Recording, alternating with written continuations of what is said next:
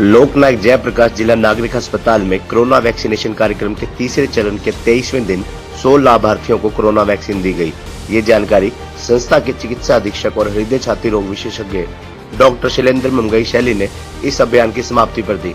इस अवसर पर चिकित्सा अधिकारी एवं अस्पताल प्रशासक डॉक्टर गुरप्रीत सिंह, कार्यकारी मैट्रन गुरमीत कौर, नर्सिंग अधिकारी एवं वरिष्ठ वैक्सीनेटर चरणजीत कौर, स्नेह ठकुराल, नर्सिंग अधिकारी सीमा शर्मा, बबीता, डिम्पल पबनावा, मंजू नैन, फार्मेसी अधिकारी संजीव सैनी, सीमा अरोड़ा, नेहा सैनी, रचिता, विकास मलिक, अतुल शर्मा, रामेश शर्मा, धीरज प्रजापति, समाज सेवी प्रवीण अरोड़ा, बब्बू मौजूद थे।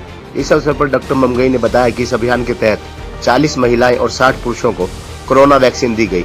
इनमें 80 लाभार्थियों को कोविशील्ड की पहली और 20 को दूसरी डोज दी गई।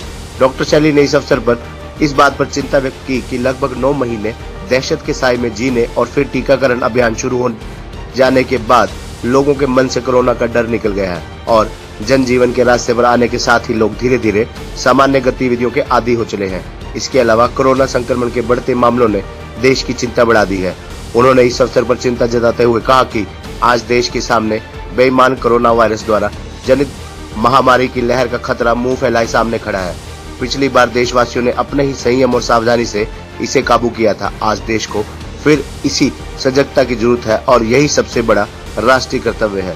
इसके लिए जरूरी है कि इस देश के लोग खुद मास्क पहने, 2 गज की दूरी रखें, हाथों की स्वच्छता का ध्यान रखें और दूसरों को भी प्रेरित करें। कभी कोरोना वायरस को इस देश से भगाने में तभी हम सभी सफल हो पाएंगे। वापस आ गया है, लेकिन हमने इससे बचने के लिए जो उपाय 3 बताए गए थे, जैसे मास्क लगाना है, आपने सामाजिक दूरी रखनी है और समय समय पर हाथ धोते रहना है, स्वच्छता का ध्यान रखना है, उससे हम दूर हो गए थे और हम ये मान के चले गए थे कोरोना चला गया, लेकिन ऐसा नहीं है और कोरोना वायरस वापस आ गया। और इसको देखते हुए सरकार ने पुख्ता इंतजाम किए हैं और आप देखिए हमारा वैक्सीन सेंटर LNJP का है और सरकार ने हमारे जिला अस्पताल को, इस अस्पताल को 1000 का टारगेट दिया है कि हमने आज और कल 2 दिन जो है 1000 लोगों को वैक्सीनेशन कर दी और अभी तक मैं पता कर रहा था कि 90 लोगों को टीका लग चुका है। तो मेरी जनता से इस अपील है, क्योंकि ये वायरस थोड़ा इसका व्यवहार का नहीं पता है, किस तरह का व्यवहार करता है और क्योंकि ना दिख रहा है हमें, तो हम वार भी कैसे करें। अभी इसके बारे में शोध भी बहुत ज्यादा नहीं है। VIP चाहे फारूक अब्दुल्ला हो, सचिन तेंदुलकर, VIP लोग हैं, सेलिब्रिटी जिनका नाम है देश भर में, उन लोगों को भी कोविड होता है। जी अभी देखिए, अभी सचिन तेंदुलकर को कोरोना वायरस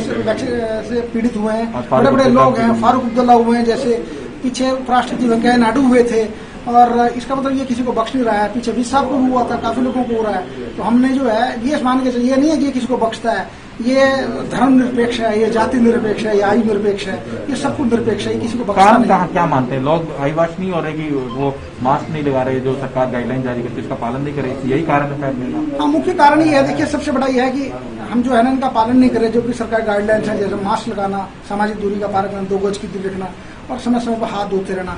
और फिर मास्क लगा रहे हैं तो ऐसे लगा रहे हैं जैसे मैं आपको दिखा रहा हूँ, मास्क आपने लगाना है तो ये पूरा नाक ढका होना चाहिए, ठोड़ी तक होना चाहिए और आपने जब इसको चेंज करना है तो यहाँ से करना है। लोग क्या करते हैं, हाथ लगाते हैं। जैसे आप ये हाथ लगाते हो तो उसका मुख्य जो उद्देश्य है वो सफल नहीं हो पाता है, वो फेल हो जाता है।